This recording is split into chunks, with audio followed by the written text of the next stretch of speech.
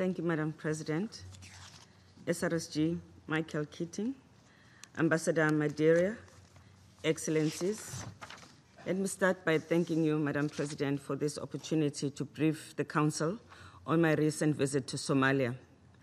I believe, like the previous speakers already indicated, that Somalia has once-in-a-generation opportunity for both peace and gender equality.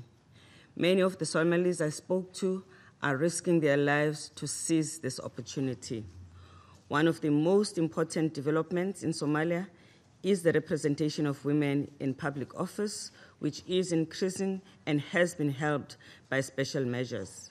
Women's representation jumped from 14 to almost 25% in the last parliamentary elections, bringing important voices to the Somali politics, bringing to the center the fight to end child marriage, to end FGM, and to change the laws that discriminate against women. The participation of women in Somalia would even be better and faster boosted if it was not left to the elders of the clan who tend to entrench the inequalities that the laws are fighting against, and many more leaders that embrace gender equality and support women are very much needed in order for us to fast-track the much-needed changes. In Bodoya, the interim capital of Southwest State, where the governor has been a stellar supporter of women, I spoke to 31 female legislators in that state assembly, which has the highest number of women in the legislature in Somalia. I saw the need for support that the women called for.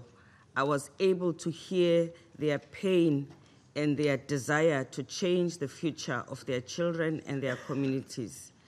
These women and the people of Somalia desperately need the continued support of the international community so that their courageous efforts will not be in vain. I also saw the important developments as evidenced by the constitutional review and the preparations for the 2020-2021 elections, starting with a legally binding 30% quota for women. The government of Somaliland agreed to this on reserving 20% of the seats for women in upcoming parliamentary elections and local council elections. It is my strong belief that this Security Council must and can stand with the federal state and government in their efforts at advancing gender equality, often against the objection of the more powerful clan-based authority. The voices of women of Somalia and other minorities must be heard. They must be in the tables where decisions are being taken, because Somalia still remain one of the countries with some of the worst conditions for women and girls. Earlier this year, Somaliland followed Puntland in adopting a law criminalizing rape, forced marriage, trafficking for sexual slavery, and sexual harassment. Even advocates were taken by surprise when the bill got 35 to 50 votes in the House of Elders. The federal government finally agreed on a sexual offences bill which only needs parliamentary approval.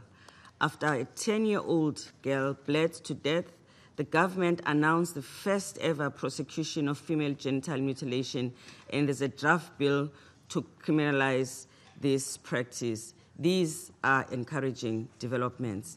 In the last few years also, we have seen advances, including the first forensic laboratory with capacity to test DNA in rape cases, the chief of the Somali National Army issuing a command order affirming zero tolerance for sexual violence, and a traditional dispute resolution policy to encourage families to take sexual violence complaints to courts rather than the clan-based informal mechanism. And a woman has been appointed as a chairperson of the Independent National Electoral Commission. We, together with the AU and the women of Somalia, will soon launch a chapter of the African Women Leaders Network in Somalia, which again will support women movement building amongst the many women in Somalia that are hungry for change. These landmark achievements need your support, and sustained attention, because despite the progress that we are making, the Somalis are making, this progress is not irreversible. These laws are often ignored. The female parliamentarians are often marginalized at the whim of clan elders. Al-Shabaab courts are still killing women by burying them neck deep and pelting them with stones.